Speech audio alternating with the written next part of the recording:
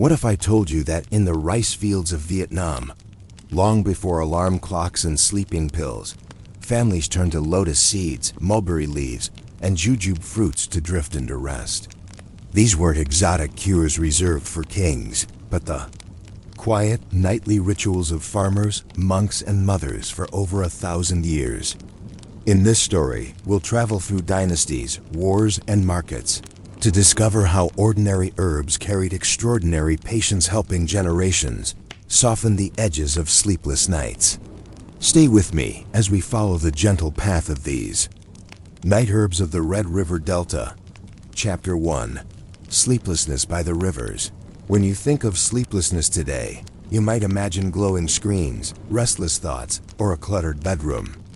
But if you lived in the Red River Delta of ancient Vietnam, sleeplessness was no less real, and it was addressed with a mixture of patient ritual and quiet reliance on the natural world.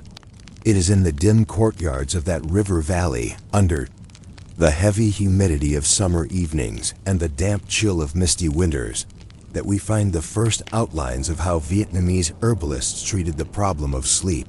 The Red River Delta, located in the north of Vietnam, was not only a fertile, rice-growing basin, but also a cradle of herbal knowledge. Its marshes, ponds, and groves produced a wide variety of plants that were believed to affect the body's balance. The river itself carried more than water.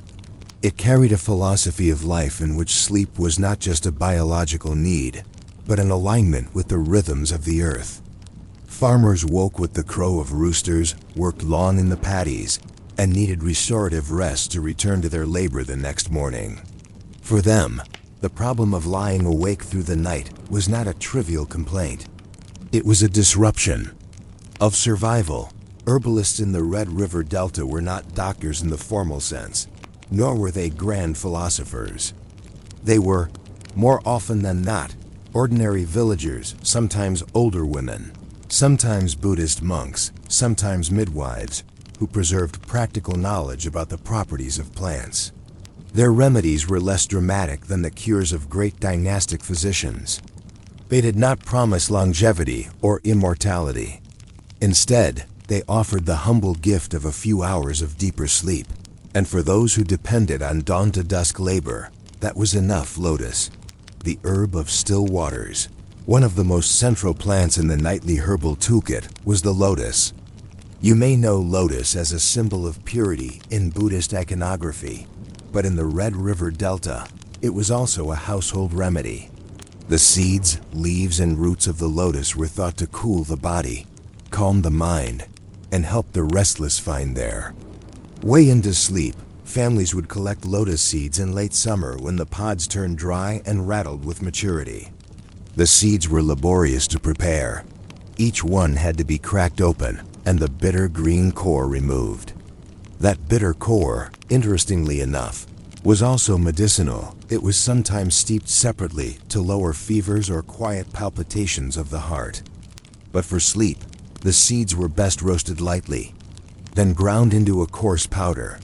This powder was mixed with warm water or rice porridge to be taken before bed. Imagine, if you will, a farmer's wife in the 14th century, sitting on a bamboo mat under the glow of an oil lamp.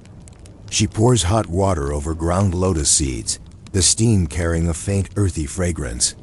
Her husband has been tossing and turning for days after a poor harvest, his mind restless with worry. She presses the bowl into his hands, urging him to drink slowly. There is no grand declaration that this will cure insomnia forever. Only the quiet trust that the lotus, drawn from the same ponds that fed their village, will help him find a few hours of peace. Jujube, the fruit of rest, alongside lotus, another staple of sleep remedies, was the jujube fruit, known locally as tao nan. These small reddish-brown fruits grew in abundance in orchards and along village paths. When dried, they became wrinkled and sweet, often stored in clay jars for use throughout the year. The preparation of jujube for sleep was simple but meticulous. The fruits were boiled slowly until they softened, releasing a syrupy essence into the water. Herbalists might add a slice of ginger to balance the cold nature of the fruit. for too much coldness in the body was thought to harm digestion.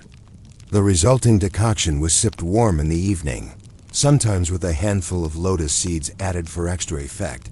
Jujube was not only medicinal, it was cultural. Folk sayings praised the fruit as a bringer of calm dreams. Mothers gave it to children who were restless, elders consumed it when age brought on sleeplessness, and travelers carried dried jujubes as both food and medicine. Even in poetry, the jujube appeared as a symbol of gentle rest after hardship. Mulberry leaves, cooling the heat of the body. In the humid Red River summers, sleeplessness often came not from worry, but from the sheer heat of the night. Herbalists turned to mulberry leaves, which were believed to cool the blood and lighten the burden of the body's heat. Mulberry groves were common, as the leaves were used to feed silkworms, which in turn sustained Vietnam's silk weaving traditions. But for sleep, the leaves were harvested young, dried in shaded courtyards, and later boiled into teas. The taste was slightly bitter, but villagers would sweeten it with honey or rice syrup if available. Drinking mulberry leaf tea at night became a small ritual of release, particularly after long days of working in rice fields under the scorching sun. It was not uncommon for entire families to share from one clay pot, the youngest sipping alongside the eldest. The bitterness of the tea was a reminder that even in unpleasant tastes lay the possibility of relief. Brewing as ritual, it is worth pausing here to notice something important. The act of brewing itself mattered as much as the plants.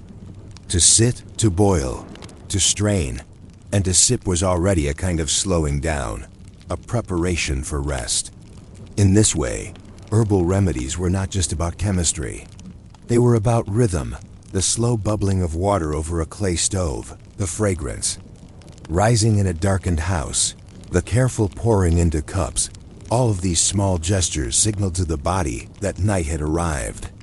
In this sense, Vietnamese herbalists were not only healers but ritual guides, leading people step by step into slumber. Between medicine and belief, did these remedies work in the modern scientific sense? The answer is layered. Lotus seeds do contain compounds linked with calming effects. Jujubes are known to have sedative properties, and mulberry leaves may indeed cool the body. But the villagers of the Red River Delta were not measuring chemical compounds. They were measuring whether a farmer who had been awake for 3 nights could finally rest long enough to rise at dawn. They lived in a world where medicine and belief overlapped seamlessly. The herbalist's tea was not separated from the mother's lullaby or the monk's chanting of sutras.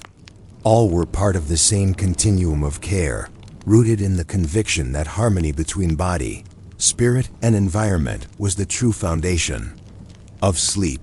An open question. As we step back from the courtyards and ponds of the Red River Delta, we are left with a simple but intriguing thought. Did these villagers truly believe the herbs alone brought sleep? Or was it the combination of plant, ritual, and faith that quieted their nights? The question remains unanswered, but it invites us deeper into their world. Chapter 2. From Household Remedies to Public Markets.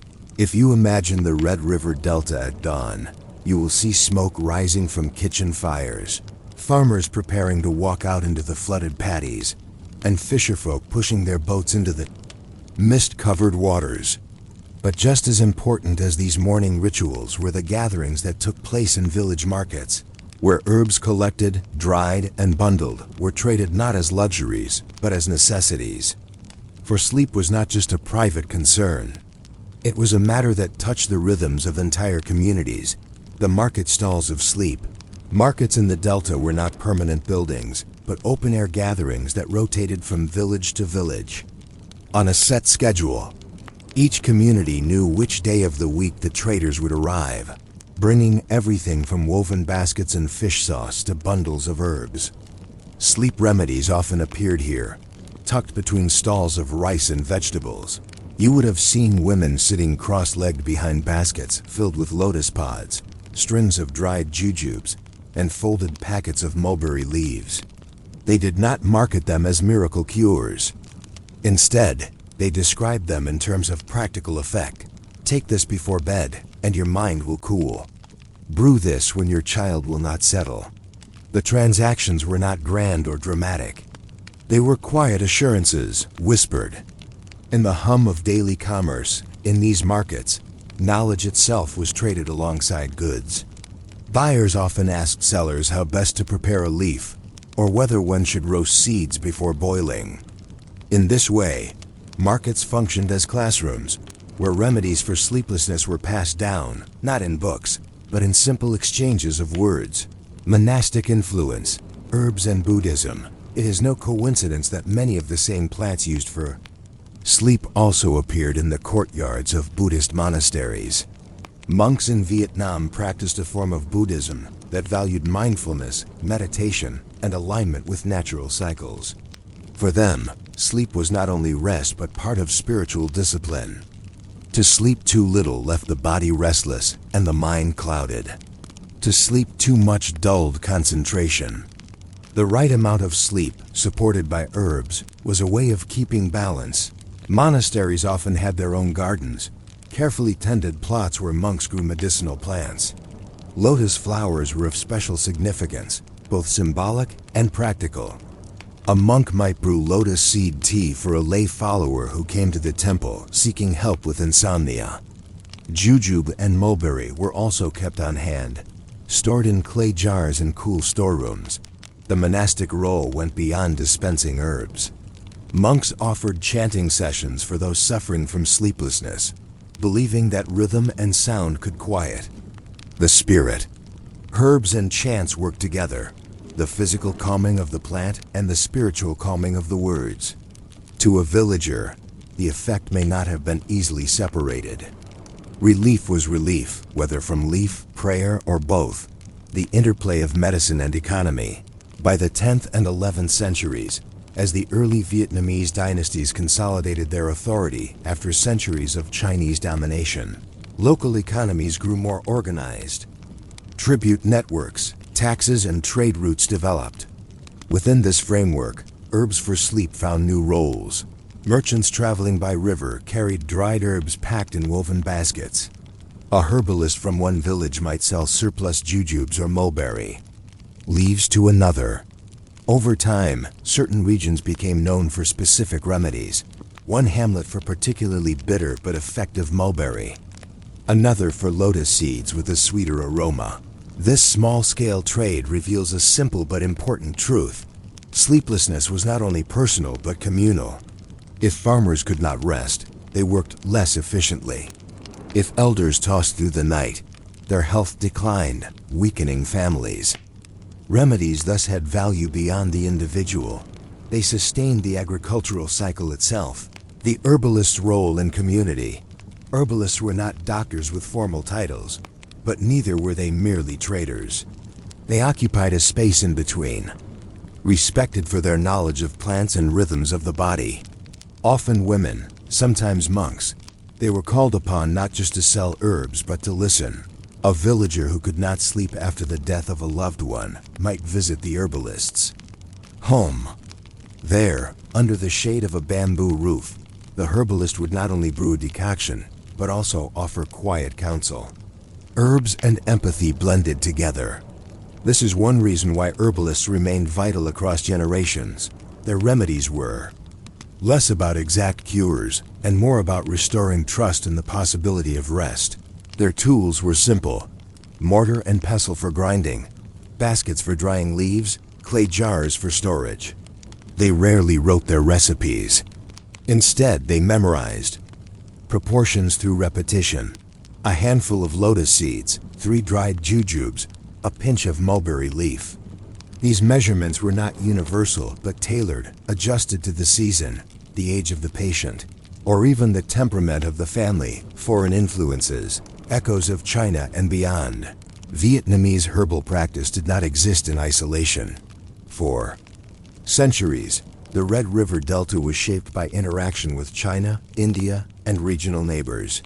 The Chinese tradition of herbal medicine, particularly the use of cooling and warming herbs to balance the body's energies, influenced local practices.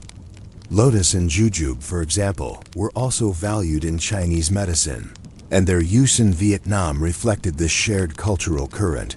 However, the Vietnamese approach remained distinct. Remedies were less tied to elaborate philosophical systems and more grounded in daily survival.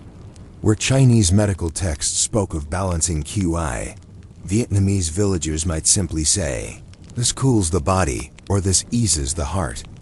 The distinction was subtle but important.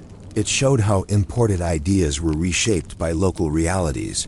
Trade also brought occasional new herbs into the region. Cinnamon and anise, carried by traders from further south, sometimes entered sleep remedies in wealthier households. These spices added warmth and fragrance, but they remained secondary to the staples of lotus, jujube, and mulberry, which grew in abundance nearby. Ritual, faith, and market exchange. One fascinating aspect of this period is how seamlessly commerce, faith, and medicine blended. A woman might buy jujube at a market, bring it to a temple for blessing, then brew it into tea at home. The act of exchange itself became layered, economic, spiritual, and medicinal all at once. Even lullabies carried herbal imagery. Mothers sometimes sang of lotus ponds and mulberry groves, associating the plants with rest in the minds of children. These songs reinforced what the teas and decoctions promised, that nature, if approached properly, could bring calm, the persistence of sleeplessness, and yet, for all the careful brewing and ritual, sleeplessness did not vanish. Farmers still lay awake in years of flood or drought. Elders still paced under the moon when aches and age disturbed their rest. Herbal remedies softened the edge but did not erase the condition. This persistence gave the herbs another kind of meaning. They were not miracle cures but companions. To sip a bitter mulberry tea was to admit that the problem could not be solved instantly, only eased with patience. In this sense, sleeplessness itself became part of the rhythm of life, managed but never entirely conquered, an unresolved thought. As we leave the markets and monasteries of the Red River Delta behind, a question lingers. Did the spread of herbal remedies truly reduce sleeplessness? Or did it simply teach people to accept and live alongside their restless nights more gracefully? That, perhaps, is the deeper mystery of sleep in ancient Vietnam. Chapter 3: Dynasties, Colonial Shadows, and the Lingering Taste of Sleep. If you could step across centuries in the Red River Delta, you would notice that the tools of sleep changed more slowly than the banners of dynasties. Rulers rose and fell. Citadels were built and crumbled. Yet in kitchens and courtyards, families continued to brew the same bitter teas of lotus, jujube, and mulberry.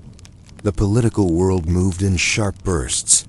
Sleep, however, remained governed by the slow, repetitive cycle of leaves and seeds. The Elias and Tern dynasties, consolidating knowledge during the Elias dynasty, 1009 to 1225, and the Tern dynasty 1225 to 1400, Vietnamese society stabilized, cities grew, and Buddhism flourished. This was also a time when herbal medicine became more organized. Written texts began to appear, influenced by Chinese models but adapted to local conditions. These works cataloged plants, described their qualities, and preserved remedies that had once been passed only by memory. In these lists, the humble herbs of sleep often appeared in small entries. Lotus seed as nourishing the heart, jujube as calming the spirit, mulberry as cooling the body. Their uses were recorded not because they were dramatic, but precisely because they were ordinary, needed by many, understood by all. Monastic centers during these centuries became not only places of worship, but also centers of record keeping. Scrolls stored in temple libraries ensured that the practical remedies of villagers did not vanish. Yet, outside those walls, daily practice remained largely unchanged. A farmer's wife in the 12th century brewed her teas no differently than her grandmother had 2 generations earlier. The Ming occupation and the weight of influence When the Ming Dynasty of China briefly occupied Vietnam 1407 to 1427, they attempted to impose their administrative and cultural systems, including Chinese medical theory. More complex frameworks of yin-yang and five-element correspondences entered local discourse. Yet, in the countryside, few farmers debated whether lotus seeds aligned with earth or water. They drank them as before, out of habit and experience. This reveals something important. Scholarly classifications could shift with political tides, but the nightly struggle for rest remained the same. Sleeplessness was not impressed by foreign occupation. It continued to plague farmers after floods, merchants after long journeys, and mothers in the wake of childbirth. Herbs endured not because rulers decreed them, but because bodies demanded them. The early modern period, expanding exchanges by the 17th and 18th centuries, foreign trade in Southeast Asia intensified. European merchants docked along the coast, and with them came goods like coffee and tea. Coffee, in particular, introduced a paradox. It stimulated the body, a beverage of wakefulness, even as the old herbal remedies sought to bring drowsiness. The coexistence of coffee in the day and lotus tea at night marked a new rhythm of life for wealthier households. Jesuit missionaries and travelers sometimes described Vietnamese herbal practices in their writings. To them, the remedies seemed quaint, perhaps even superstitious. Yet they noted, with a kind of bemused respect, the persistence of lotus and mulberry in everyday life. For locals, these plants were not curiosities but companions, as reliable as rice or salt. French colonial medicine and its shadows. In the 19th century, when Vietnam came under French colonial rule, Western medicine began to expand its influence. French doctors introduced sedatives and sleeping powders, presenting them as scientific alternatives to what they called native cures. Hospitals in colonial cities promoted pharmaceuticals, and in educated circles, Western remedies gained prestige. But in villages, the picture looked different. Colonial medicine was expensive, urban-centered, and often distrusted. Herbal sleep remedies continued to dominate in rural households. Lotus ponds did not vanish. Mulberry groves were not uprooted. If anything, colonial pressure reinforced the role of local herbs as symbols of continuity and resistance. There were also quiet forms of hybridization. Some families combined herbal teas with Western advice, drinking mulberry infusions alongside aspirin. Herbalists occasionally incorporated newly available plants or techniques. Yet the core trio lotus, jujube, mulberry remained steady, unchanged by the currents of empire. The 20th century, war, disruption, and resilience. The 20th century brought upheavals that tested every aspect of Vietnamese life. Wars against French and later American forces disrupted fields, uprooted villages, and strained communities. In these decades, sleeplessness became more than a personal discomfort. It was often the mark of fear, hunger, or trauma, and still, the herbs endured. Oral histories recall soldiers drinking bitter decoctions made from whatever leaves they could gather in the forests. Families displaced from their homes brewed teas with makeshift ingredients, clinging to familiar tastes even in unfamiliar surroundings. For many, the act of preparing herbal remedies was less about their effect and more about continuity, the reassurance that, despite chaos, some rituals remained intact. It is telling that in wartime, people often remembered the smell of lotus tea, the bitter trace of mulberry, the comfort of jujube. These sensory details anchored them when the world felt uncertain. In this way, the herbs of sleep were not just remedies but memories of peace, modern Vietnam, herbal traditions in a changing world. Today, in Vietnam's bustling cities, one can find pharmacies stocked with modern sleep aids. Pills and syrups line the shelves. Yet alongside them, in markets and tea shops, lotus seed tea and jujube infusions remain widely sold. In rural areas, families continue to dry mulberry leaves under the sun. Just as they did 1,000 years ago, some of these traditions have even entered the global health market. Packaged lotus seed tea is now exported, marketed abroad as a calming, natural beverage. What was once a humble household remedy has become part of international commerce. Yet for many Vietnamese, its meaning remains personal, rooted in family kitchens and quiet nights. The persistence of these herbs raises an intriguing thought. Perhaps the most enduring remedies are not those that promise quick cures, but those that weave themselves into daily life so completely that they are never considered cures at all. They are simply part of living, reflection, the patience of sleep. Looking back, one sees that the history of Vietnamese sleep remedies is less about discovery than about endurance. Lotus, jujube, and mulberry never became exotic luxuries. They never faded entirely, nor were they replaced outright by foreign medicines.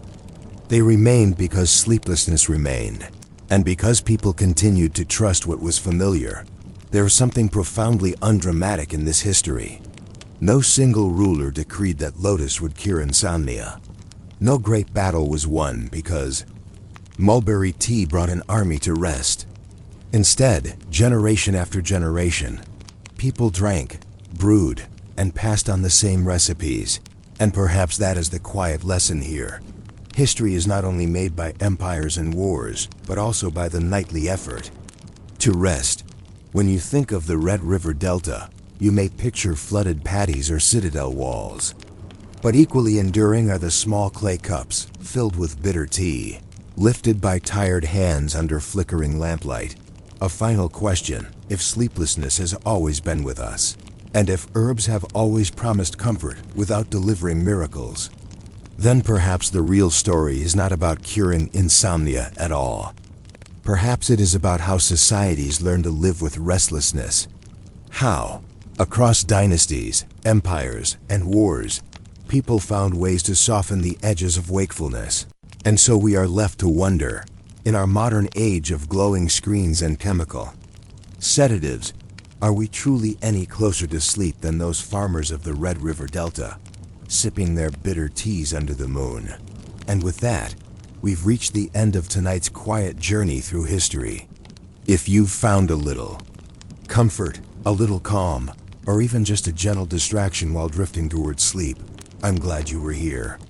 This is what we do together: soft stories, small details, and the kind of history that doesn't demand, but instead allows you to rest.